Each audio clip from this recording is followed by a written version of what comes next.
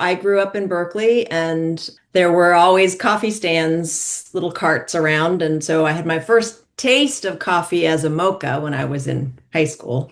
There was a period in my life when I was drinking instant coffee made in a microwave fairly consistently. So sometimes you just got to do what you got to do. I've gone through phases of just drinking tea. I've kicked myself off of caffeine and I've kind of gone back and forth a lot. I'd say probably in the last 10 years is when I've really sort of always consistently been grinding my own beans and, just sort of paying a little bit more attention to it. Because my husband knows coffee, he knows burr grinders are better, so he got a burr grinder. If I use the drip pour over, that's still a 10 cup coffee pot. So I'm always making coffee for two people. My husband used to work at Peet's. He was at the original Peet's in Berkeley. He has a lot more experience with high quality coffee than I do.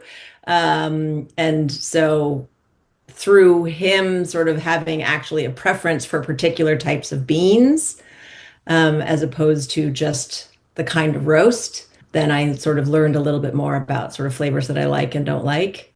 And then I discovered HelioRoast.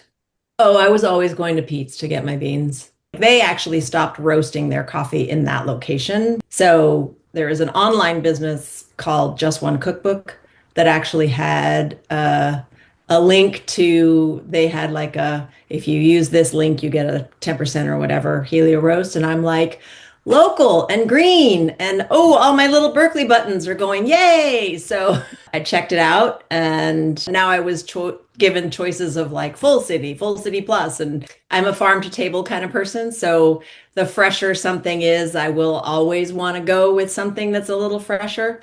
I just know that I really enjoyed the HelioRoast flavor. So I sort of never looked back.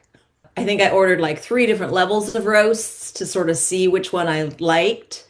Um, and then for a while, Kern was very kindly exchanging emails with me and letting me ask questions about what if I do this and what if I do that. And he actually said I could do like on the website, it's full city plus. And then I think the next one is Vienna. And he said, well, there's one in between that we can call Full City Plus Plus. So I was like, okay, let me try that because the Full City was too close to medium for me. And the Vienna was too dark. So I wanted it just a little more than Full City Plus for my personal taste preference. And he let me sort of dial it into exactly the roast level that I liked. When customers contact me and ask for variations or tweaks, I really enjoy doing that. I roast it in small enough batches so that I can tweak. If they really like it, and someone else asks for something that occurs to me would be similar, in this case to what Naomi asked, I'll send them that and see if they like it. Enough people did that in Naomi's particular case that I call that roast level, instead of calling it FC plus plus, I call it Naomi.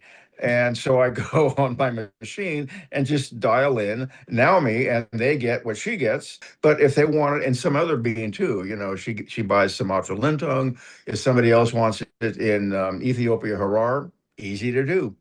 I like to have a little variety every once in a while, so I will either pick a bean and try that one, or sometimes I'll have, Kern suggest a different roast. But Sumatra's the one we kind of always go back to as our go-to. That earthiness is something that actually my husband really enjoys, and I do too. That's the Lintong. So I ordered 2 bags at a time.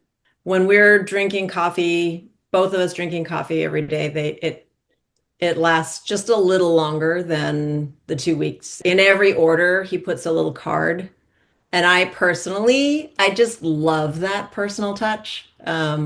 Even when all it says is, thank you, Naomi Kern, like the fact that he took the time to write it, and it just, it means a lot to me because I know it actually comes from a person who actually put the stuff in the box.